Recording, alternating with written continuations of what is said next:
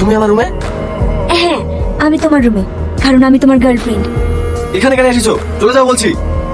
যতক্ষণ তুমি আমায় ভালোবাসি না বলবে ততক্ষণ আমি যাব না। আমি ভাড়াটের বাড়িতে থাকি, লোকজন আছে, শুনতে পাবে। চলে যাও বলছি। শুনতে পাও? তুমি আমাকে আই লাভ ইউ বলো, হ্যাঁ আমি চলে যাচ্ছি, নইলে কিন্তু আমি চিৎকার করবো। এই দেখেন, আগুন আমাকে জোর করে ধরে নিয়ে যাবে। তুমি আমাকে এতটা ভালোবাসো? হ্যাঁ, অনেক ভালোবাসি। I love you. এবার যাও, কাল দেখা হবে। ঠিক আছে। সত্যি পাগলি একটা। থ্যাঙ্কস গড এমন একটা মেয়ে দেওয়ার জন্য।